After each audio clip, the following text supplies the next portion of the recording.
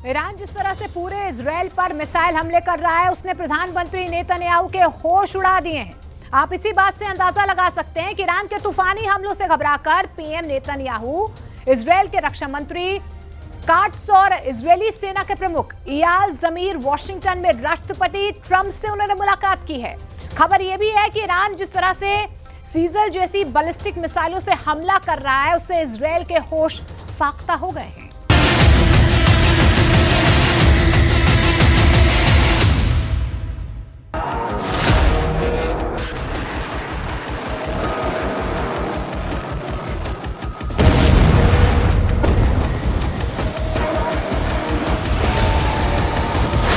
Iran का Sejjil missile से हमला, कतर से भागे अमेरिका के 40 जेट। ईरान की सेजिल बैलिस्टिक मिसाइल ने तेल अवीव और हाइफा में धुआं कर दिया है। ईरान के हमलों को देखते हुए ट्रंप तक चकरा गए हैं। यही वजह है कि ईरान को चारों तरफ से घेरने में जुटे अमेरिका के 10 अड्डों पर ईरान भीषण हमले की तैयारी कर रहा है।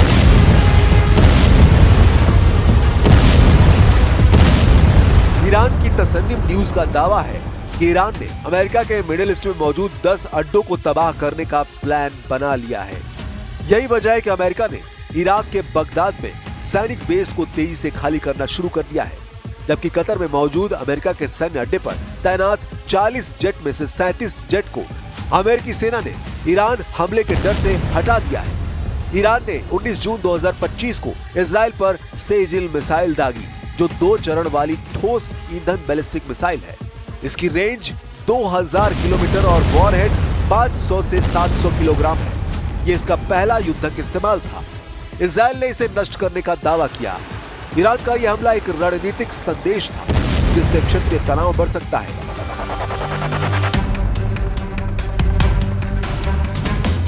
हालांकि 19 जून 2025 को ईरान की Islamic revolutionary guard corps IRGC ने इजराइल पर एक मध्यम दूरी की बैलिस्टिक मिसाइल सेजिल दागी थी। ईरान का दावा है कि यह मिसाइल ऑपरेशन ट्रू प्रॉमिस 3 का हिस्सा थी, जिसके तहत उसने इजराइल के सैन्य ठिकानों को निशाना बनाया। अब आप जरा इस मिसाइल की खासियत जान लीजिए। 2011 में ईरान द्वारा प्रकाशित आंकड़ों और अन्य विश्वसनीय स्रोतों के मुताबिक सेजिल मिसाइल की मुख्य विशेषताएं बेहद खास है। सेजिल मध्यम दूरी की बैलिस्टिक मिसाइल यानी MRBM है। सेजिल 2 चरण वाली है, जिसमें वॉरहेड यानी विस्फोटक हिस्सा अलग हो सकता है। लॉन्च का तरीका ऊर्ध्वाधर वर्टिकल है, लेकिन परिवर्तनशील कोण पर भी दागी जा सकती है। अधिकतम दूरी इसकी 2000 किलोमीटर, कुछ स्रोतों में 2400 से 2500 किलोमीटर तक का भी दावा किया गया है। सेजिल का वजन 23,623 किलोग्राम यानी लगभग 23.6 टन है। इसकी लंबाई 17.57 मीटर, कुछ स्रोतों में 18 मीटर तक का भी दावा किया गया है। सेजिल का व्यास 1.25 मीटर है। वॉरहेड का वजन 500 से 700 किलोग्राम, कुछ स्रोतों में 1000 किलोग्राम तक बताया गया है। सेजिल की गति मैक 13 है, यानी लगभग 17,000 किलोमीटर प्रति घंटा है। सेजिल मिसाइल परमाणु हथियार ले जाने में सक्षम है। हालांकि ईरान का दावा है कि यह केवल पारंपरिक विस्फोटकों के लिए है। इधर ईरान और इजराइल की भीषण जंग ने दुनिया को बांटना शुरू कर दिया है। रूस, चीन और तुर्की ने इजराइल का खुलकर विरोध करना शुरू कर दिया है और साफ चेतावनी इजराइल और अमेरिका को दी है कि ईरान पर हमले बंद करो, वरना अंजाम बुरा हो सकता है। ईरान में अयतुल्ला अली खामेनेई की सत्ता रूस के लिए बहुत अहम है। एक्सपर्ट्स बताते हैं कि ईरान की बर्बादी रूसी राष्ट्रपति व्लादिमीर पुतिन के लिए न सिर्फ सामरिक झटका होगी, बल्कि उनकी इज्जत पर एक बदनुमा दाग भी लगा देगी। ईरान रूस का अहम आर्थिक और सैन्य साझेदार है। रूस ने ईरान में अरबों डॉलर का निवेश कर रखा है। खामेनेई की सत्ता रूस को मध्य पूर्व में एक विश्वसनीय आधार प्रदान करती है। अमेरिका और उसके सहयोगियों के खिलाफ दोनों ने साझा मोर्चा बना रखा है। खामेनेई का शासन रूस की भू राजनीतिक और आर्थिक रणनीति का एक महत्वपूर्ण हिस्सा है। ईरान का अगर पतन होता है तो रूस के लिए ये सीरिया से भी बड़ा झटका होगा। उधर ईरान के परमाणु बम पर हैरान करने वाला दावा अंतर्राष्ट्रीय परमाणु ऊर्जा एजेंसी ने किया है।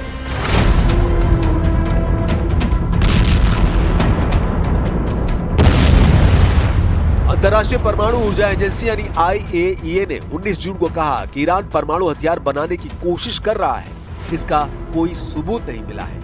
IAEA के डायरेक्टर राफेल ग्रासी ने अल जजीरा को इंटरव्यू में ये ताजे दावे किए हैं। ऐसे हालात में सवाल उठता है तो फिर अमेरिका की शह पर इजराइल ईरान पर खूनी हमले क्यों कर रहा है? इधर रूस ने ईरान और इजराइल जंग में अमेरिका की दखलंदाजी को लेकर चेतावनी दी है। रूसी समाचार एजेंसी इंटरफैक्स के मुताबिक क्रेमलिन के प्रवक्ता दिमित्री पेस्कोव ने कहा कि अगर अमेरिका ईरान और इजराइल के बीच चल रहे संघर्ष में दखल देता है तो इससे हालात और ज्यादा बिगड़ सकते हैं और तनाव खतरनाक स्तर तक पहुंच सकता है। पिछले 8 दिनों से इजराइल और ईरान के बीच जंग जारी है, लेकिन आज तक जिस इजराइल के एयर डिफेंस सिस्टम आयरन डोम की दुनिया में तूती बोलती थी, इन 8 दिनों में ईरान ने अपने मिसाइल हमलों से उसकी हवा निकाल कर रखी है। जैसे जैसे संघर्ष 8वें दिन तक बढ़ रहा है, इस आयरन डोम एयर डिफेंस सिस्टम के प्रदर्शन पर सवाल उठने लगे हैं। सवाल ये भी उठ रहा है कि क्या ये लंबी जंग की स्थिति का सामना कर सकता है? अल जजीरा की रिपोर्ट के अनुसार 19 जून को ईरान ने हाइफा और तेल अवीव में सैन्य अड्डों पर मिसाइलों और ड्रोनों के साथ हमलों की एक नई लहर की पुष्टि की। इस माहौल में तनाव बढ़ गया और ये डर पैदा हो गया कि दबाव में इजराइल का ये एयर डिफेंस सिस्टम टूट सकता है, बेकार पड़ सकता है। इधर अमेरिका से एक चौंकाने वाली रिपोर्ट सामने आई है। न्यूयॉर्क टाइम्स की एक रिपोर्ट के मुताबिक अमेरिका का मानना है कि ईरान अब परमाणु हथियार बनाने की पूरी क्षमता रखता है।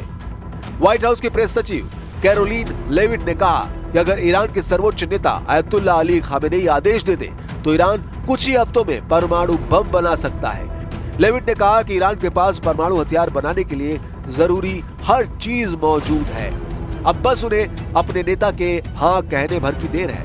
उन्होंने ये भी कहा कि अगर ईरान ऐसा करता है तो इससे सिर्फ इजराइल नहीं बल्कि अमेरिका और पूरी दुनिया की सुरक्षा को खतरा होगा।